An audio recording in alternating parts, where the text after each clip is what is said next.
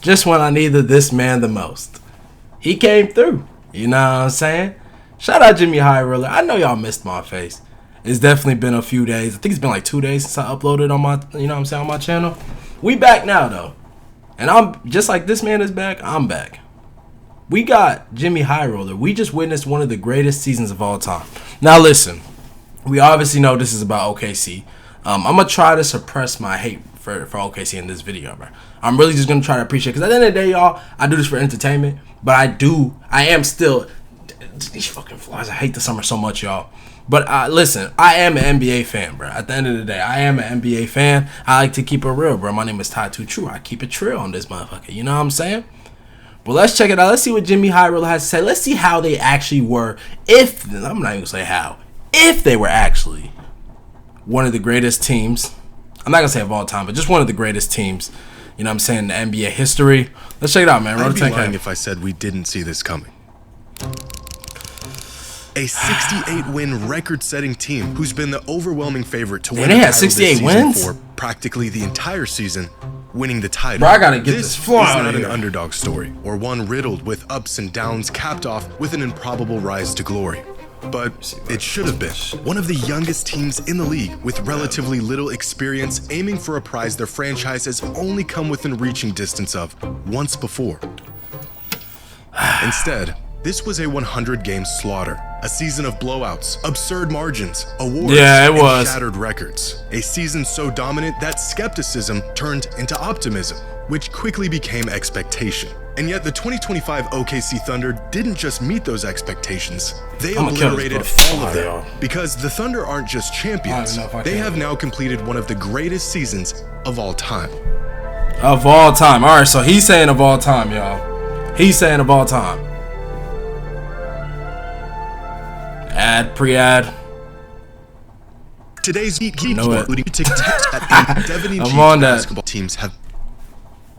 Throughout the history of the NBA, 79 different teams have been crowned champions. 79 teams that beat the odds and achieved basketball immortality. But even among champions, there's an even more exclusive club. Teams that didn't just win a title, but set entirely new standards on what is achievable in a single season. Warriors. Of these 79 title-winning teams, only 8 of them achieved these 3 key metrics: a net rating of at least 10, an average margin of victory of at least 10, and at least 65 wins. My Warriors definitely in there. Those teams are the 71 Bucks, the 72 Lakers, the 92, 96, and 97 Bulls, the 08 Celtics, the 2015 Warriors, and the 2017 Warriors. These 8 teams are basketball royalty, so dominant that winning a championship was more of a victory lap than it was a testament to just how great they were. And without exception, all of these teams are regarded as the greatest teams for single seasons in NBA history.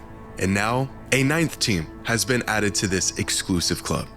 The 2025 OKC Thunder. But to say they have simply entered this club would actually be an understatement, because throughout the 2025 season, the Thunder finished with the 6th best record of all time, the 2nd highest net rating of all time, and the largest margin of victory in the history of the league. By all measurable accounts, the 2025 Thunder have asserted themselves among some of the greatest seasons in the history of the league. In fact, they weren't just beating everyone. The Thunder spent the last 9 months completely eviscerating teams. In the NBA, a 20-point victory is cited as a blowout. And it's like, I'm not even trying to discredit them, because like my whole thing with the OKC is like, it's the regular season, they're younger. I'm not trying to make it seem like the regular season ain't important. It fucking is, bro. You see, my team is a clear example. If you don't take the regular season serious, bro, you gonna be in a shitty situation when it comes to playoff territory, bro.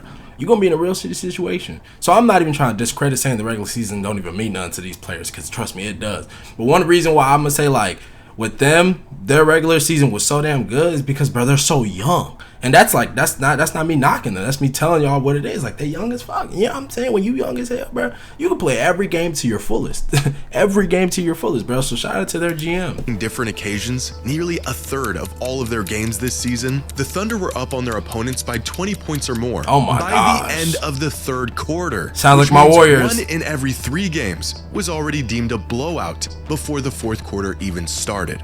As the season Y'all think they're progressed, repeating? the rapidly approaching realization that this team may just be having one of the greatest seasons of all time became clearer with each monumental beatdown. The MVP and scoring champion, a 23-year-old All-NBA guard by his side. Not one, but two all-defensive juggernauts. A rotation so deep, you'd swear they just subbed in another starting unit. It didn't take an analyst to know we were watching something special. In fact, by the time the playoffs rolled around, a very uncomfortable conversation quickly followed.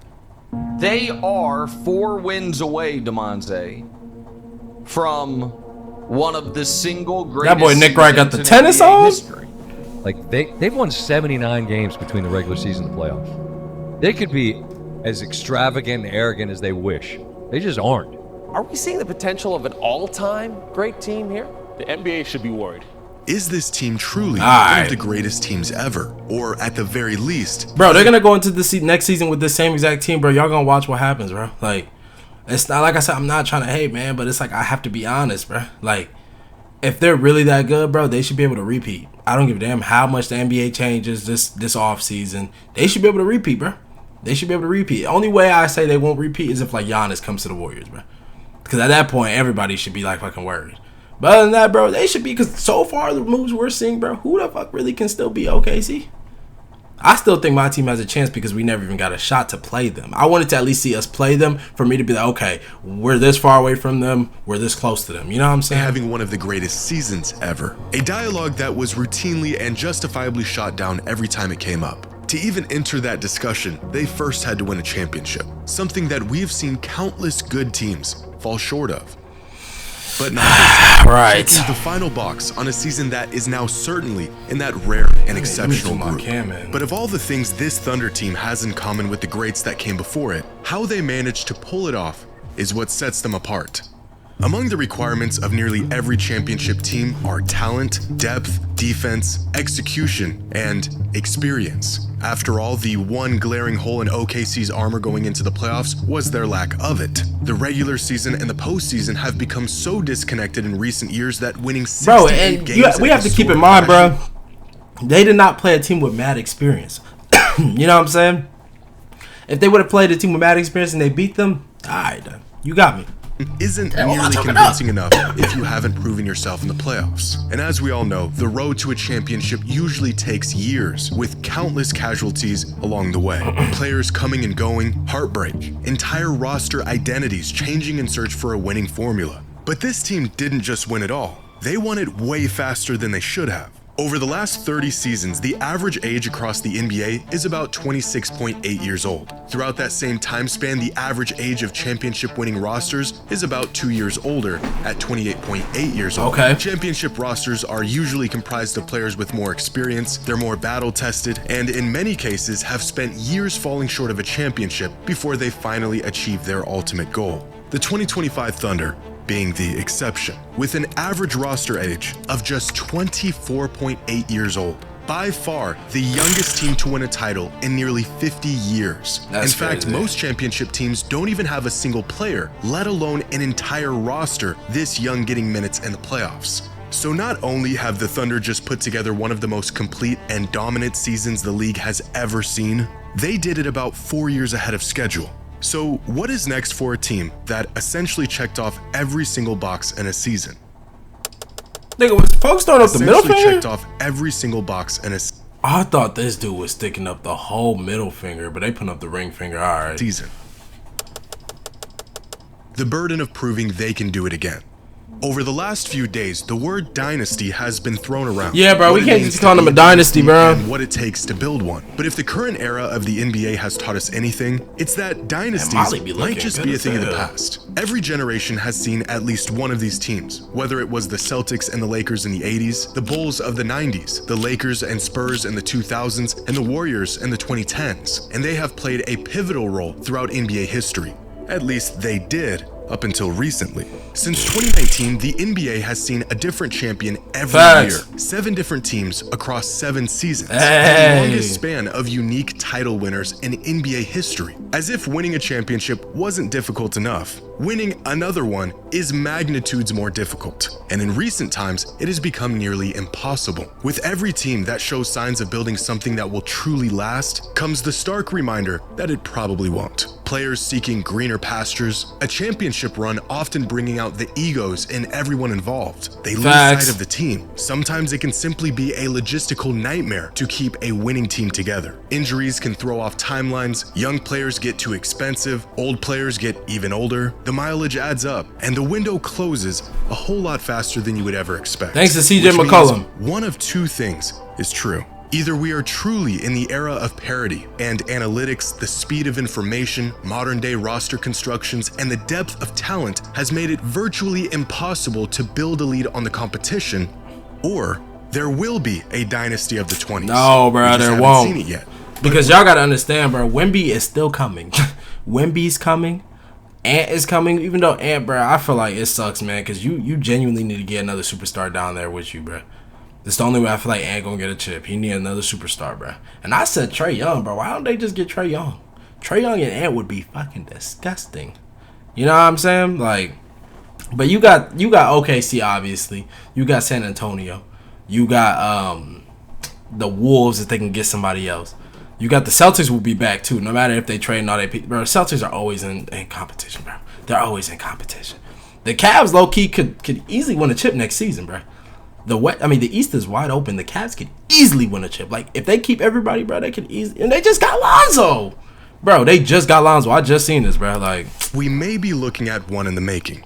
In a league where talent is a rotating door and assets are thrown around like cheap commodities, the Thunder have taken an unconventional route to a title. Actually developing players and building from within. Roster continuity is an ever-increasing point of emphasis in the NBA today. Recent history has shown that the once viable method of building top-heavy super teams centered around a couple of superstar talents with little to no supporting cast was a failing model. The smartest organizations around the league shifted their focus from top-end talent at any cost to the more traditional and sustainable model of developing players from within and acquiring pieces based on fit rather than sheer talent. And no team has mastered the art of drafting, developing, and fit better than the Thunder have. Since 2019, the average roster continuity among championship teams, essentially how much a team stayed the same from one season to the next, was about 61%. That means, on average, 61% of these championship teams' minutes were filled by players from the previous season's roster. The 2025 Thunder had a roster continuity of 79%, meaning the vast majority of their minutes were played by guys who they purposefully built around rather than outsourcing. In this new era of deep, consistent rosters where chemistry and fit matter just as much as talent, the OKC Thunder have built the youngest, most continuous roster in the entire league while being the best team in the league. But the anomaly... All this just for them to lose next season is crazy, bro. All this for them to lose next season is fucking hilarious too, bro. I'm just being honest. The nature of this team doesn't end there, because the Thunder's front office has built this team for the future. I think they would be the first to admit that this immense success, although part of the plan, was not expected to... And here's my whole take on it. If they don't go back to back, they're not creating a dynasty, because I believe either in that third year, like 2 years from now, or 3 years from now, they have to like pretty much like trade a few good pieces. Like Dort's probably going to be gone. Chet or Williams is gonna be gone. One of them got to be gone. I'm pretty sure you can't out pro because isn't Shea about to get like a crazy new deal? It's early, and evidence of this. But they already got their chip. They already got their chip. Among the championship teams in this era of parity, the 2020 Lakers have had the lowest payroll, winning a title with just the 11th most expensive team in the league. These other rosters sitting well amongst the most expensive teams in the NBA at the time. This year's Thunder roster had the 25th highest payroll in the NBA. This team has their future growth already baked into the numbers. Where many teams of the past had to break up their core or watch key players walk away due to money, the Thunder are one of the cheapest rosters in the league, giving themselves room to offer the highest bid to anyone who may want to leave or inevitably be up for an extension. They say money can't buy championships. Damn, the Suns are the highest? Still? Even giving away Kevin Durant? No way. This has to be like before that. Because the Celtics had the highest. Or they would have. Yeah, I guess the Celtics would have. I think the Celtics would have had like 500. You know what I'm saying? I know the Suns does make sense, but this has to be before KD was gone. And then the Timberwolves, bro. The Timberwolves, you're the second highest team payroll. And I know y'all get into the Western Conference Finals, but y'all haven't even touched the finals? Oh my goodness. But it sure does help. Fortunately, the Thunder just won one of the cheapest rings in NBA history, but possibly the largest positive indicator for the future of this team and a reflection of just how abnormal their accomplishments are is the fact that they are the sole owner of the largest draft stockpile in the entire league, with 24 picks over the next 5 seasons. Now, this has been a big development over the last couple of seasons, just how good the Thunder are while sitting on 1 million picks. But the Thunder actually winning a championship changes everything and makes these assets look even more unbelievable. You want to see the... Thank you, fucking Paul George. Thank you. Thank you. Like, my goodness, bruh. Like, why do you always make a team better when you fucking leave? What, like... cost of trying to win now? The teams that are highlighted represent the 8 teams that made it past the first round of the playoffs this season. Nearly all of them near the bottom of the league in terms of draft capital. Even more shocking, when we highlight the last 5 picks teams, they are the bottom 5 in the league in terms of future draft picks. Winning comes at a hefty price, a price that the Thunder managed to completely evade. Outside of OKC, the only team that made it out of the first round while maintaining more than their fair share of draft picks were the Pacers. Every other team that is within vicinity of OKC is nowhere near even competing for a championship. I mean, in fact, the only reason why the Spurs even have as much draft capital as the Thunder do is if they have essentially forfeited the next season or two in an attempt to rebuild. Meanwhile, the Thunder just completed one of the best seasons of all time while simultaneously building a gluttony of assets for the future. This is unheard of. Usually, in fact, almost always, you do not get to be good now and be good later. You have to go all in on one or the other. Except, of course, if you're Sam Presti and the Thunder and you are attempting to do what no team can seem to pull off, be the next great NBA dynasty. But as it stands, the 2025 Thunder have already defied the odds. A young, small market team that was built from homegrown talent, not only stamping their name in every record book, but cementing their legacy as NBA champions, and doing it smarter, faster, and about as unlikely as any team ever has. Hey man, shout out Jimmy High Roller. Like I said, man, I don't want to seem like I'm hating on the Thunder. Congratulations, y'all got y'all's first ever championship. I know the Sonics already got their own championship, but as for OKC, y'all's first ever championship. Like I said, if y'all don't repeat, I don't see it being no dynasty at the end of the day, man. A dynasty, in my opinion, is back-to-backs, not winning 2 championships, but going back-to-back and beyond that. You know what I'm saying? That's a dynasty. So if y'all can't get a chip this coming season, y'all are not no damn dynasty. Just because you have a good-ass team and y'all going to continue to get good players does not mean you're a dynasty. You know what I'm saying? Or you're about to be a dynasty. It really don't mean that. You have to win the actual thing at the end to become a dynasty. So next year we going to see. But y'all unfortunately going to run into my Warriors with Giannis. Hey, man. Shout out to Jimmy Iroh.